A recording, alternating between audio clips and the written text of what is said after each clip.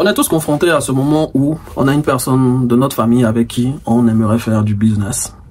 Et quand on se rappelle de tous les problèmes qui peuvent arriver, parce que il faut être capable de pouvoir mettre en prison certaines personnes avec qui tu fais du business. Si tu n'es pas capable de mettre en prison un membre de ta famille, vaut mieux ne pas t'engager dans cette aventure, parce que ça va finir très mal.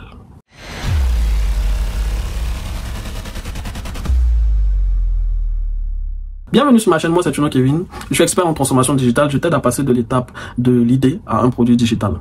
Donc si tu as une idée que tu as envie de matérialiser physiquement par un produit digital mais tu ne sais pas comment t'y prendre, tu n'as pas les ressources techniques peut-être pour le faire, tu peux m'écrire en commentaire, je vais t'aider à y arriver. Tu peux m'écrire sur Instagram également, je peux te prendre en appel et puis on va en discuter. Mais ne laisse pas ton idée mourir juste parce que tu n'as potentiellement pas les connaissances ou l'expérience nécessaire pour pouvoir le faire. Sur cette chaîne, je vais interviewer également d'autres entrepreneurs qui vont parler de leurs succès, de leurs échecs, des personnes également que j'ai accompagnées qui ont réussi de choses extraordinaires. Donc n'hésite pas à t'abonner parce que tu auras énormément de valeur sur cette chaîne. Le business, c'est impardonnable. Il faut être intransigeant. Il faut mettre, comme on dit, ses organes de côté. Et il faut faire des choses qui souvent sont difficiles. Et il n'y a rien de plus difficile que d'avoir un membre de ta famille qui est peut-être dans le besoin, qui veut faire du business avec toi. Mais malheureusement, tu ne peux pas le faire rentrer dans ton business parce que tu as peur de la suite, de ce qui va se passer. Eh bien, il y a une règle d'or qui dit qu'on ne fait pas d'affaires avec quelqu'un que tu ne peux pas mettre en prison. C'est vrai. Parce que l'être humain a tendance à changer. L'être humain a tendance à se comporter d'une certaine manière quand il est dans le besoin. Et une fois qu'il est rassasié, souvent tu vois son vrai visage. Et quand c'est quelqu'un de ta famille, malheureusement, tu ne peux pas faire certaines choses. Parce que éthiquement, c'est compliqué. C'est la famille. Il a volé ton argent, tu vas lui faire quoi? Tu peux rien lui faire. Tu peux pas mettre ta maman en prison, tu peux pas mettre ton papa en prison. Donc, on voit des entrepreneurs qui ont envoyé peut-être pendant 10-15 ans de l'argent pour construire une maison.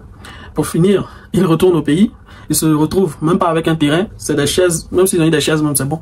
Les gens ont bouffé l'argent là depuis, eux-mêmes ils deviennent fous. Ça, c'est des trucs qui sont communs qui arrivent. Donc, comment faire pour pouvoir réussir à concilier ça un peu, business et famille? Je pense que ce qui peut être intéressant, c'est d'essayer d'expliquer aux gens que, ok, on peut être des partenaires d'affaires. C'est-à-dire, tu m'apportes des affaires, je te rémunère par rapport à ça. Si jamais tu ne m'apportes plus d'affaires, tu n'as plus ton pourcentage et c'est terminé. Plutôt que de prendre une personne, la faire être salarié dans ton entreprise, lui donner du travail comme un salarié, et puis ensuite, la personne va couler ton business, et en plus de ça, tu ne peux pas la chasser, parce que si tu la chasses, on va dire que tu es mauvais. Vaut mieux avoir un contrat de partenariat, où tu m'apportes quelque chose, je te fais la facture en équipe. Le jour où ça se passe bizarrement, bah, tu es là, tu regardes aussi, tu dis, ah, mais écoute, tu veux quoi? C'était ça notre deal. Bon, tu ne m'apportes plus d'affaires, mais tu veux que moi, je t'apporte de votre. Non, c'est pas possible. Donc, voici les éléments sur lesquels on peut faire du business ensemble. Mais ça s'arrête là. C'est le moyen, pour moi, le plus facile de pouvoir donner du business aux gens, sans pour autant les faire trop s'associer dans notre business, dans notre activité, afin que si jamais ça se passe mal, bah, vous pouvez vous dire bye bye, tranquillement. Prendre quelqu'un de ta famille dans ta société, cette personne risque de prendre en otage ta société. Et il faut pas du tout faire cette erreur. Je vois même souvent des personnes qui prennent des gens en CDI ou en je sais pas quel autre statut parce que une tante ou un tonton, etc.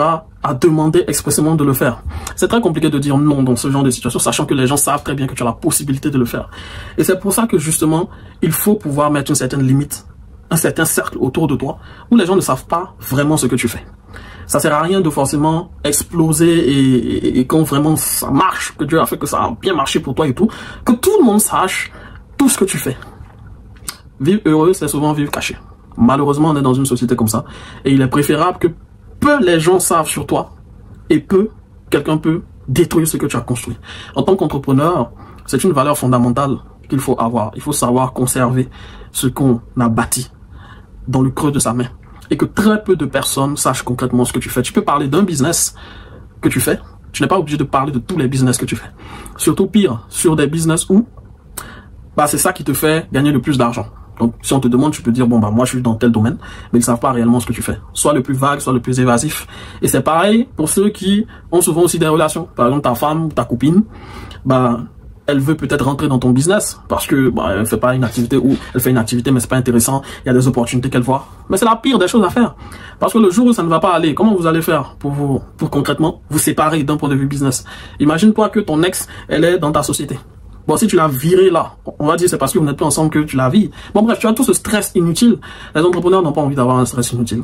Donc ce que je te conseille vivement, c'est que toute personne qui va solliciter ton aide dans ton activité, fais-leur des contrats d'apporteurs d'affaires. Fais-leur des contrats de partenaires. Et s'ils arrivent, eux, à développer l'activité, bah, ils gagneront de l'argent avec toi. Donc, c'est un peu comme si ils arrivent à avoir des marchés de manière prioritaire avec une entreprise, alors que potentiellement, bah, ils n'auraient pas pu l'avoir s'ils ne connaissaient pas telle ou telle personne. Dans le cas d'espèce, cette entreprise, c'est toi. Il faut pouvoir dissocier cette partie humaine de l'entreprise pour leur faire comprendre, attention, tu n'as pas affaire directement à moi, tu as affaire à une entreprise. Et du coup, en faisant ça, tu vas réussir à préserver tes intérêts et surtout ta santé mentale. Parce qu'un entrepreneur, c'est ça. C'est de définir un cercle de tranquillité. Que ce soit amis, amants, famille, toute personne qui va t'empêcher d'être tranquille autour de toi, il faut la dégager. Je suis désolé de dire ça comme ça, mais c'est la loi des entrepreneurs. N'hésite pas à t'abonner si ce contenu t'a plu, si tu as d'autres questions, si tu as un contenu particulier que tu veux que j'aborde d'un point de vue digital, écris-moi ça en commentaire, fais-moi aussi un retour d'expérience et on se capte pour la prochaine vidéo. Ciao.